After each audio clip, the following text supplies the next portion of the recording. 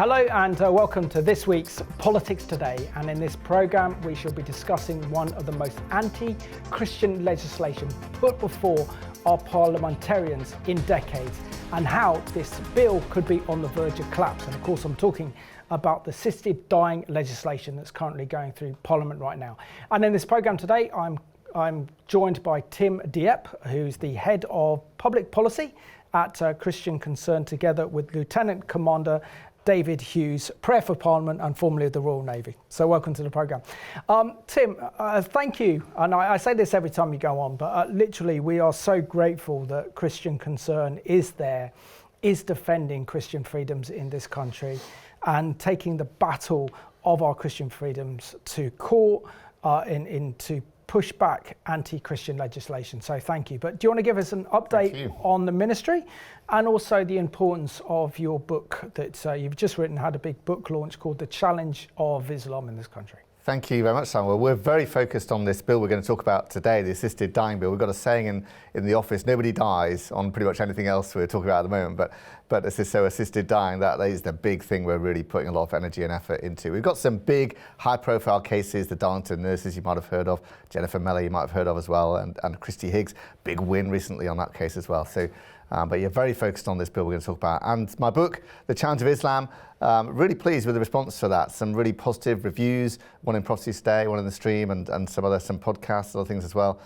So really encouraged, and it's been a bestseller in some small categories on Amazon, but encouraging response from it. Yeah, it's good. Yeah, well done. Very important. And I do like your new title. You only just told me before we start air that your proper title is Lieutenant Commander from your time in the Royal Navy.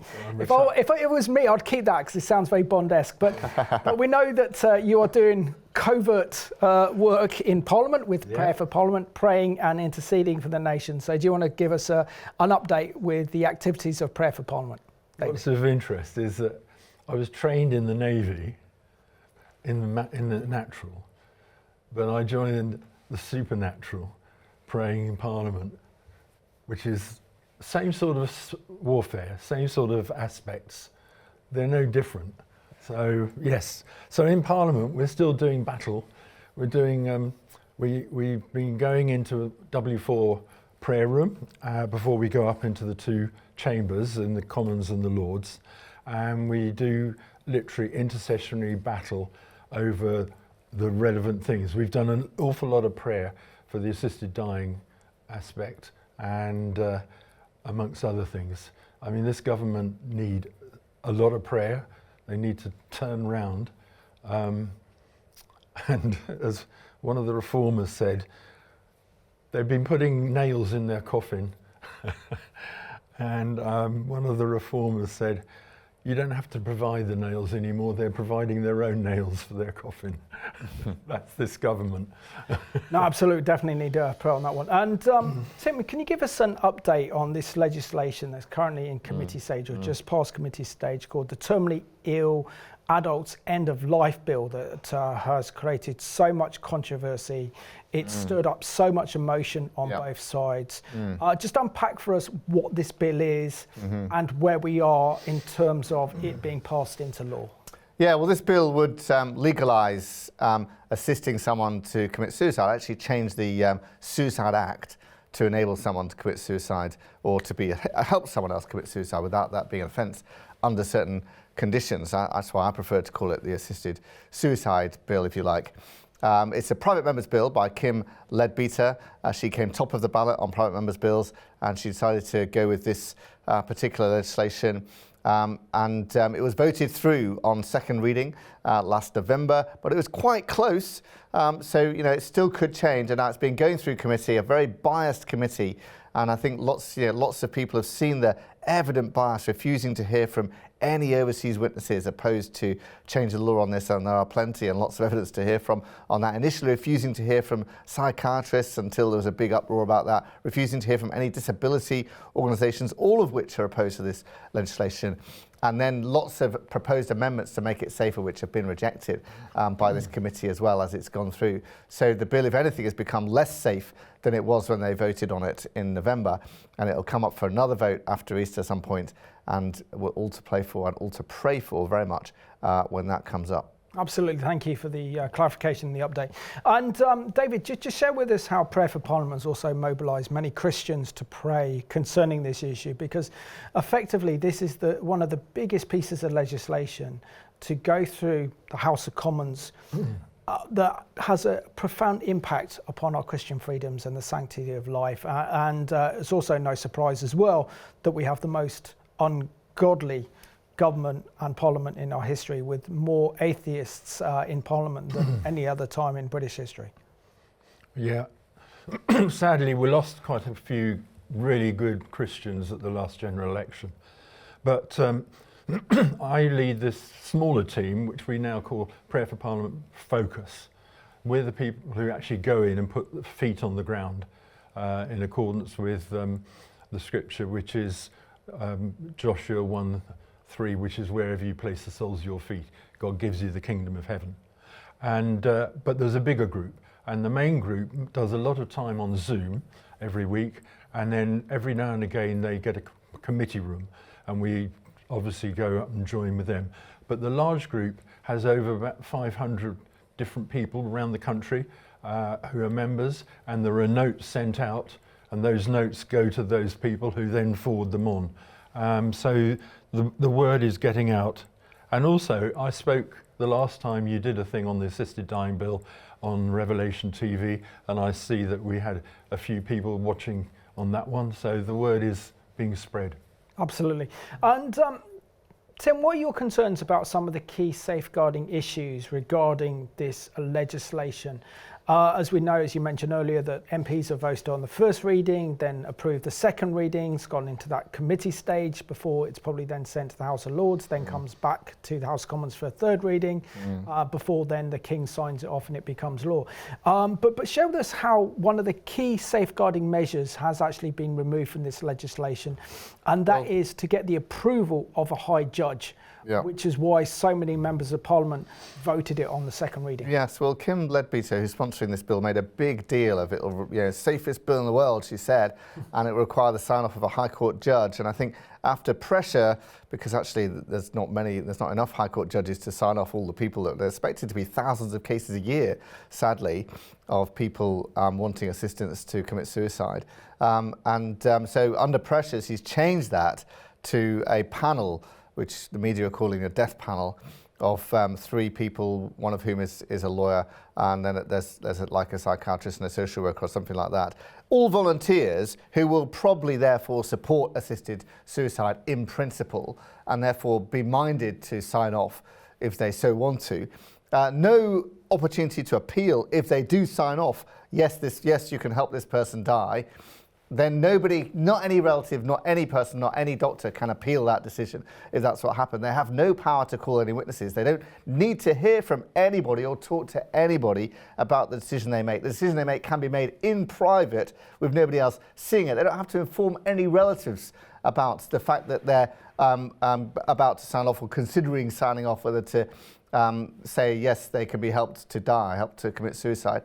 So I think it's very, very dangerous and very, very disturbing the way this new, quote, death panel system will work. And I hope and pray that many MPs will change their minds who voted for this bill on second reading and see this and think, no, we don't want that. That's not what I thought I voted for, and vote against it. And that is really the prayer as it comes back to Parliament in a month's 2 time. And Tim, another technical question on this one. So also share with us how, for example, Kim Leadbeater, for example, is promoting this panel, as you mentioned, including a senior legal representative, a psychiatrist and a social worker.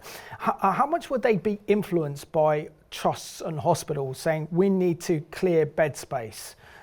We need kind of government funding to come in, and we want to clear up the hospitals, we want to make more space, and there's that huge temptation that this panel would just push this through. Well, I mean, the panel won't be working for the NHS Trust, so there will be a bit of distance there, one hopes. But the point is that under this bill, your doctor can raise with you, oh, by the way, have you considered assisted suicide?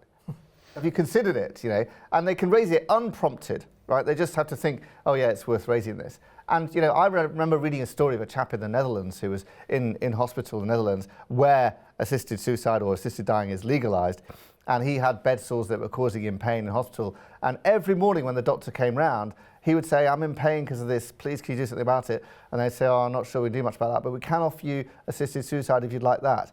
Imagine that every day, right? Eventually he managed to get himself moved to the UK, where assisted suicide is illegal as it stands today.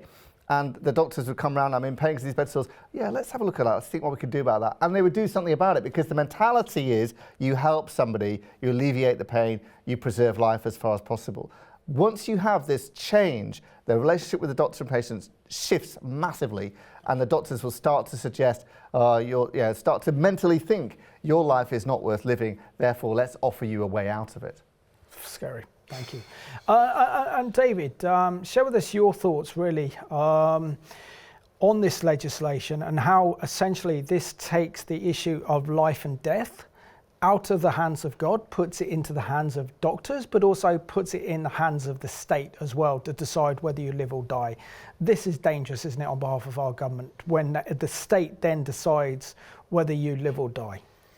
It's extremely dangerous, and we've seen already in Canada where they had assisted dying, and then that moved to euthanasia nowadays.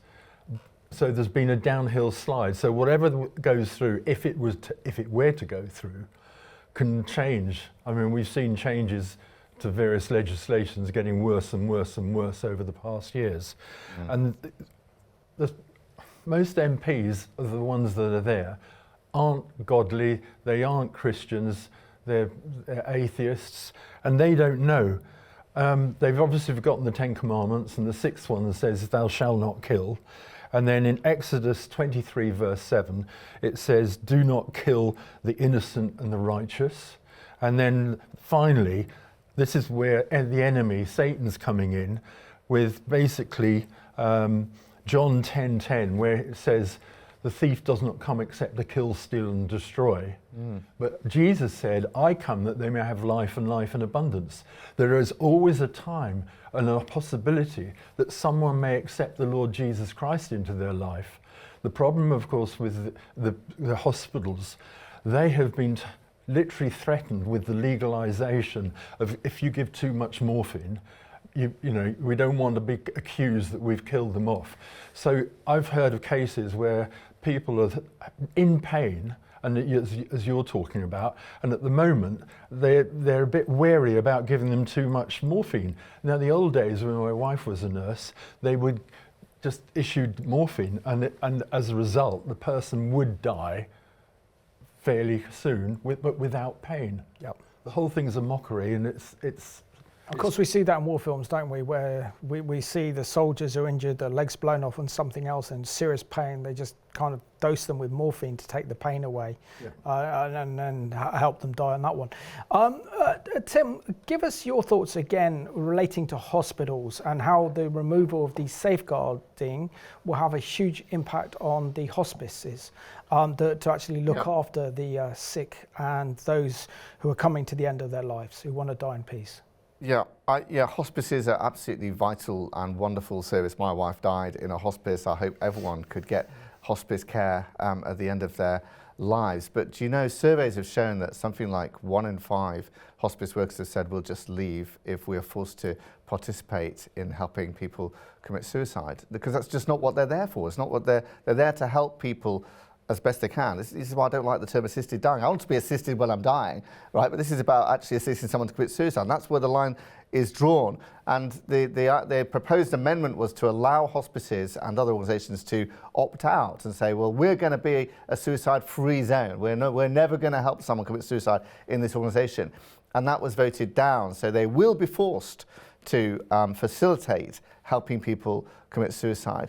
And many people are saying lots of doctors will leave. There's already a shortage of palliative care medics in the industry, and funding is difficult as well. And the government's saying we'll withdraw funding if they don't do it as well, and things like that. So this, will cause a crisis probably in the hospice industry, which is very, very disturbing and a real shame. And of course, works to the opposite effect of what they're claiming to do, which is assist people in dying. On a kind of moral, ethical ground, Tim, just share with us how doctors and nurses that if this legislation gets passed into law, they might be under huge pressure to implement the assisted dying or assisted suicide.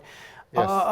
And share with us how this can be a real clash of conscience and belief to many, particularly born-again Christians who know about the sanctity of life, being forced in a position where it's either they keep their job and do it, or they get dismissed. Doctors, there's a kind of conscience opt-out where they don't have to.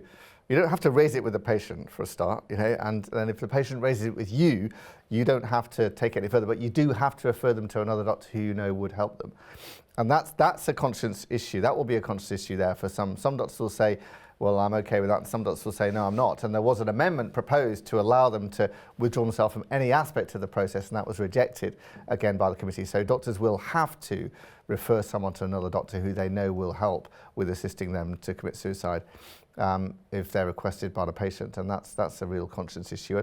And like I say, doctors are there because they want to help people, they want to preserve life, they want to alleviate pain, all of that. So there are real issues there, yes. Absolutely. And David, I just want to give you a quote from a Conservative MP, Danny Kruger, who said that hospice owners should be able to make their hospice safe space in which there will not be state-assisted suicide, and he suggested that many residents would want this kind of assurance from a hospice. So share with us how, for example, if the implementation of this legislation would have a huge impact on hospice care and palliative care at the end of life, with many of these hospices not wanting anything to do with this legislation.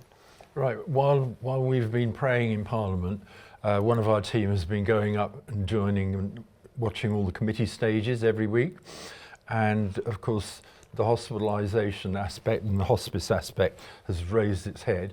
But one of the things that Danny Kroger has also been pushing is that this should not be part of the NHS, and there's a really strong aspect to not be the NHS, but to be like Switzerland, where if it does go through, it'll be a separate private organisation. The other thing out of it, while Danny Kruger's side came out of the meetings, is that the people who are supporting assisted dying are being very calm, they're not really into the questions, they're being very low key, whereas Danny Kruger and his team are being very enthusiastic of pushing things over. And from an observer point of view, he says it's very clear the enthusiasm on one side and the lack of enthusiasm on the other side. Yeah, and Tim, in the course of doing the programme, read the excellent paper that Christian Concern have posted on your website regarding this legislation. What's also interesting, I wasn't aware of, is the fact when it comes to the hospice sector, that they're saying that you, Christian Concern, are saying that many hospices may be forced to facilitate assisted suicide. And if not, if they don't comply, then the government could actually cut funding to these hospices in order to force them to actually do it.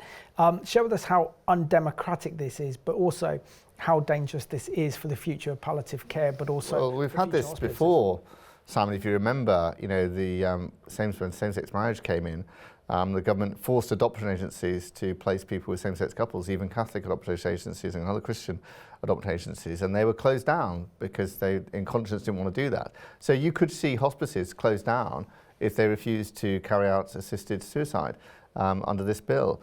So I think this is a real concern, and it's just not good for the nation. It's kind of totalitarian, isn't it? You must do this, otherwise we'll shut you down, and so we'll see what happens. But it's very concerning. I really hope this bill doesn't pass. Yeah.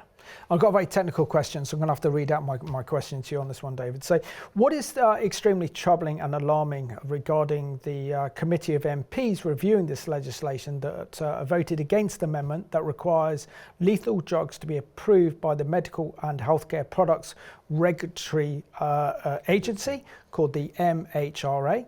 All other drugs must be approved by this agency, but will this potentially lead to a huge scandal in the future? Yeah, I'm sure it will, because all drugs have to be approved, and I don't think there's a move that they would want this. It's quite certain that the whole thing is sort of going to collapse. I mean, there's a lot of prayer going into this from all areas, and with the prayer, what's happening is the whole thing is changing. These are different amendments. You've got different MPs who have been voting the wrong way, or have said it's not needed at this stage, but we will reconsider depending on what aspects come out of it. Well, I believe because of our prayer, things are beginning to change all over the place. Now, once you start to see things changing all over the place, things will start to crumble, and this whole legislation will fall apart. I really think that's going to happen. No, absolutely. So I just want to give you a quote now, Tim, from Rajiv Shah. If you're terminally ill and you want to try an experimental drug, which early studies have shown could save your life, you will have to wait for the drug to be approved by the MHRA. If, on the other hand, you are terminally ill and want to use an experimental drug to end your life, then there's no need for MHR approval. Show us how sinister all this is. It's extraordinary, isn't it? That's the situation, that an amendment was moved to try and force the drugs to be approved, as every other drug that you obtain by prescription or other source has to be approved. And they say, no, a drug to kill you, we won't have to worry about that. Don't worry about regulating that. And another amendment was moved to try and say, we need to be sure that this drug, the health secretary has to be sure that this drug doesn't cause pain, which there's evidence that these lethal drugs probably do cause pain. And again, that was rejected as well. So, we're happy to do an unregulated drug that probably causes a lot of pain. What they'll do is they'll kind of not anesthetize you, but paralyze you so you can't see the reaction. That's what happens. They paralyze you first so you can't see any reaction, and then they give you the lethal drug, which probably causes a lot of pain, but you can't see any reaction in the face or the muscles because you've been paralyzed.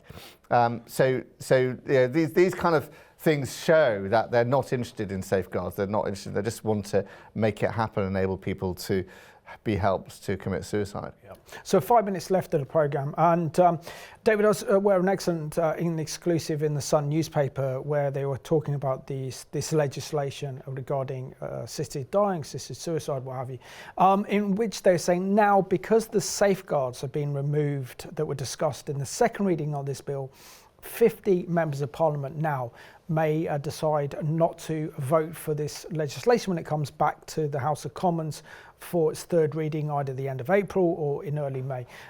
Just share with us how, in a sense, we could be seeing the collapse of this legislation because proper safeguards have not been put in place, and this bill has been exposed for what it is, a very sinister and very troubling. When the bill went through the last stage, we were quite surprised that David Davis, who's well known, said that he was going to vote for it this time, but he would have to weigh up all the things that whether the safeguards are in place or not before moving on. He felt safe to do it last time because it didn't really mean anything. And I believe there are going to be an awful lot of MPs who will shift, having seen the mess that's going on at the moment, that they can't really get their act together of these safeguards. And the more the press highlight, like the Sun, these things, the more influence I believe is going to be around. The whole thing is that the MPs have got to be 100% sure. My MP for Putney, Fleur Anderson, she let me know that everything she went through, she checked with the medical side, she went through and checked everything. She's a Labour MP, but she said, I can't vote for it. And I pray that all the MPs, so we need to pray that all the MPs will look at it, hard facts, and if they're not happy with it, they will think something's not right, and then they know that they can't vote for it. So that's what we need, prayer, more prayer, and keep it going. Absolutely. And Tim, if we do the maths, if 50 MPs who voted in favour of this legislation during the second reading last November decide to vote it against it in the third reading, will this kill this bill off? Well, it passed at second reading by 55 votes. So you only need 28 to change their minds, who voted for to vote against. And if you have abstentions, obviously you can adjust the maths. But if you 28 change their minds and say, I voted for it on this condition, Kim Ledby to say you're just voting to continue the debate at this point, High Court judge, all this kind of stuff, 28 people to change their minds. It's doable. It's entirely possible. Please pray, write to your MP, tell them this is not as safe as you voted for in the second reading and so on.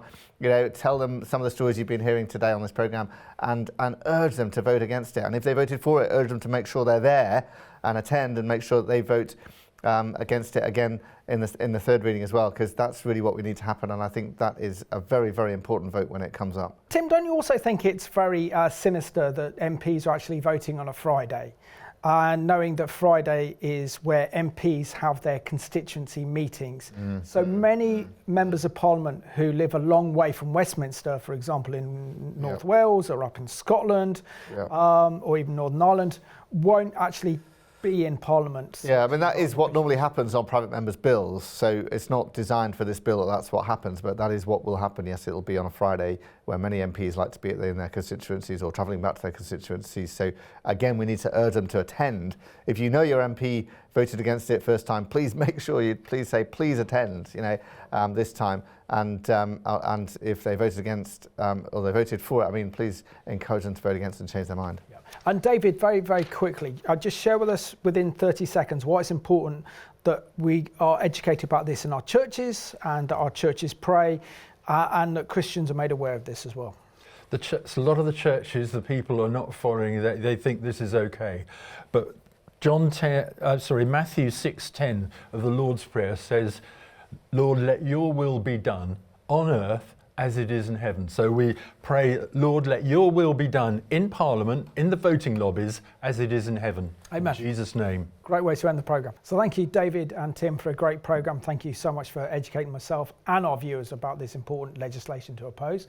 And I just want to thank you for watching this programme at home. We really do need to oppose this legislation because it's about the sanctity of life, but also it's about our values, and our nation should reflect our Christian values and our Christian heritage.